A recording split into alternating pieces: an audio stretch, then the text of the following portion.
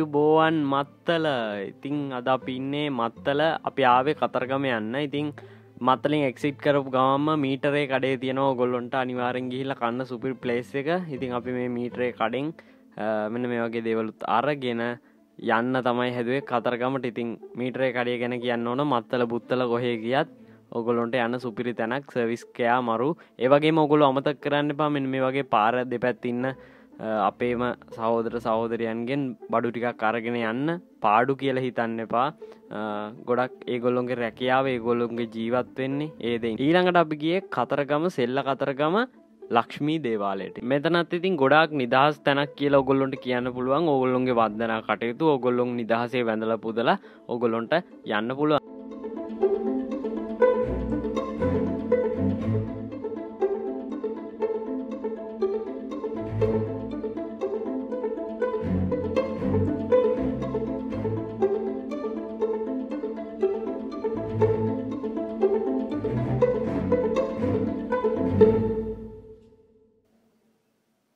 නම් මට හිතෙන්නේ ෆැෂන් පුට් වැලක්. ඉතින් ඒකේ ලස්සන මල් ටිකක් තිබ්බ. ඔයගොල්ලෝ කියන්න මේ වැලේ නම මම නම් දන්නේ නැහැ. ෆැෂන් වගේ නිකන් ඒ වගේ මලක් තියෙන්නේ. ඉතින් ඊට එහා පැත්තෙන් ලස්සන ගඟක් වගේ ඇලක් බැහැගෙන යනවා. ඉතින් ඒක බලන්න පොඩ්ඩක් මම එහාට ගියා. මොකද ඒතර ලස්සනයි, මාරම ලස්සනයි. ෆොටෝස් වලටත් නියමයි. ෆොටෝස් දෙකකුත් ගහගෙන යන්න තමයි හැදුවේ.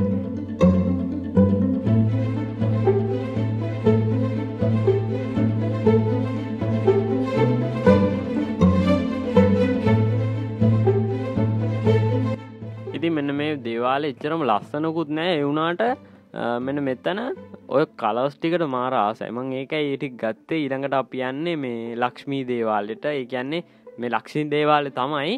නමුත් ඒකේ ප්‍රධාන දේවාලේ තියෙන්නේ ඔන්න ඔතන. ඉතින් මෙන්න මේ විදියට ඕගොල්ලොන්ට පේනවා ඇති. මම මෙන්න මේ ආකිටෙක්චර් එකට මාර මාසයි. ඒ කියන්නේ ඔය ගෝල්ඩන් එකත් එක්ක බ්‍රවුන් යන ඒ ලයිට්ස් වලට මං හෙන මාසයි. ඊළඟට ඉතින් ආයි ආවා අපි කතරගම දේවාල ළඟට සෙල්ල කතරගම ඉඳන්. ඉතින් අපි මෙන්න මෙතන පාකින් එකේ අයිබෝවන්. ඉතින් අද අපි ඉන්නේ කතරගම. ඉතින් මේ බ්ලොග් එක දාන්න හිතන් හිටපු එකක් නෙවෙයි. ඇත්තටම එන්න ආපු ගමනක් නෙවෙයි ආවේ. අද කොහේ හරි පොඩි පොය දවස. ඒක නිසා කොහේ හරි යන්න කියලා හිතද්දී යන්න තිබ්බ ළඟම තැන තමයි කතරගම. ඉතින් කතරගම දේවාලේ ඕගොල්ලෝ කවුරුත් දන්නවා කිරිවෙහෙර.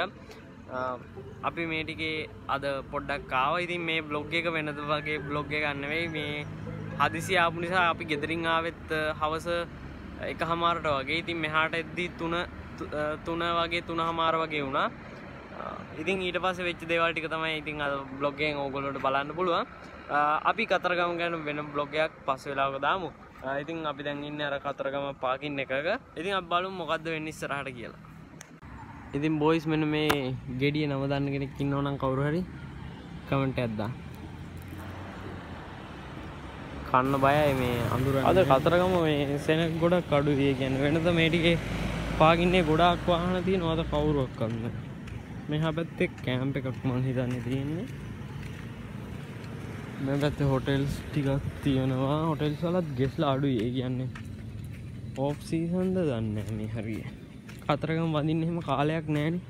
අන්න අතන ඉන්නවා මේ කතරගම දෙයියන්ගේ වාහනේ මේ මොනරා.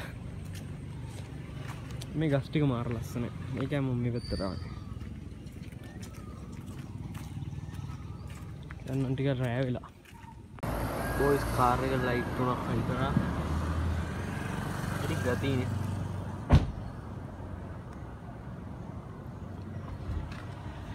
ඉතින් අපි මේ දැන් යන්න හදන්නේ කතරගම දේවාලට. ඉතින් ප්‍රධාන දේවාලට සහ කතරගම කිරිවෙහෙරට යන්න තමයි මේ යන්න හදන්නේ. ඉතින් ඔන්න අපි දේවාල ළඟට ආවා. ෆයිනලි මෙතෙන්ට ආවා. මෙතන මේ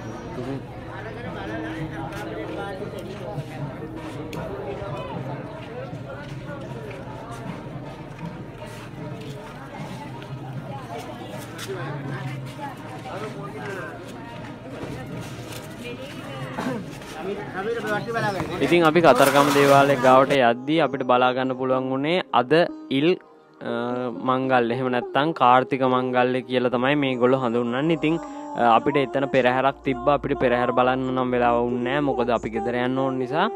නමුත් මාර ලස්සනට මෙන්න මේ විදිහට පහන් පත්තු කරලා තිබ්බා. ඉතින් ඊළඟට අපිට තිබ්බේ අපේ පූජාවට්ටිය හදන්න.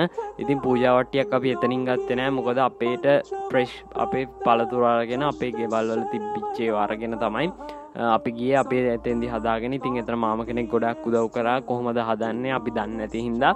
ඉතින් ඒගොල්ලෝ මෙන්න මේ විදිහට සලුවකුත් දාලා දුන්නා. ඉතින් අපි ඒක අරගෙන ගියා දේවල්ට. බොයිස් අපිට මෙන්න මේ වගේ බෑග් එකක් දුන්නා. මේ දේවාලෙන් මං හිතන්නේ ඒක දෙන්නේ. මේකට අපිට සෙරෙප්පු දෙක දාලා මේකේ අංකයක් ගහලා දෙනවා. අපිට ඒක බාර දෙන්න පුළුවන්. මෙන්න මේ පාවහන් තියෙන තැනට ඔයගොල්ලන්ට බාර දෙන්න පුළුවන්. ඒක මාර පිළිවෙල වැඩක්. මෙන්න මේ විදිහට පූජාවට්ටිය පූජා කරලා ආවට පස්සේ ඉතින් ඕන කෙනෙක් දන්නවා අපි කන්න තමයි මේක යන්නේ. ඉතින් කතරගම ගිහිල්ලා නැත්තම් ඕගොල්ලොත් යන්න මේ මාර කල්චර් එකක් ඕගොල්ලොන්ට අත්විඳින්න පුළුවන්. ඉතින් අපි මේ දැන් යන්නේ කිරිවෙහෙරට. ඉතින් කිරිවෙහෙරට යද්දී ඕන කෙනෙක් දන්නවා මේ හරියෙන් අනිවාර්යෙන් ඇහෙනවා සද්දයක්. ඉතින් අනේ අපේනුත් මල් ගන්න අන්නේ වගේ දේවල්. ඉතින් ඔන්න අපි මලුත් අරගෙන මේ ටයිම් ලැප්ස් එකක් අහන් ගියේ. මම මැදින් හරියටම දෙපැත්ත කිසිම එකක් බැලුවේ නැහැ. ඒක නිසා පොඩ්ඩක් ඇදෙමිදී අරේ යන්නේ නැති ගණන් ගන්න එපා. ඉතින් ඔන්න අපි දැන් ආවා කිරිවෙහෙරට. ඉතින් කිරිවෙහෙරට ගාවට පස්සේ මාරම මානසික නිදහසක් මාරම අමුතු හැඟීමක් තියෙන. ඉතින් අපේ රටේ දේවල් මේවා අපේ රටේ ලෝකෙට යන්න තියෙන දේවල්. ඉතින් වෙන කොහෙවත් නැති දේවල්. මාරම කල්චර් එකක්. මෙතන මිනිස්සු වඳිනවා. මිනිස්සු තමන්ගේ දුක කියනවා. තමන්ට තියෙන ප්‍රශ්න කියනවා. චෛත්‍යයට ඔළුව තියලා තමන්ගේ දුක් කරදර සියලු දේවල් නිදහස් කරගන්න තමයි එන්නේ. ඉතින්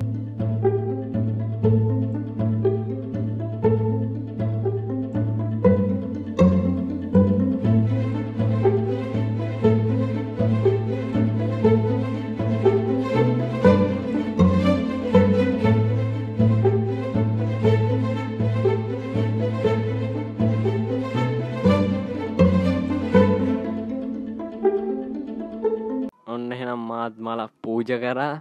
වඳින්න නම් විදියක් නැහැ. මොකද කැමරා එක අතේ තිබ්බේ.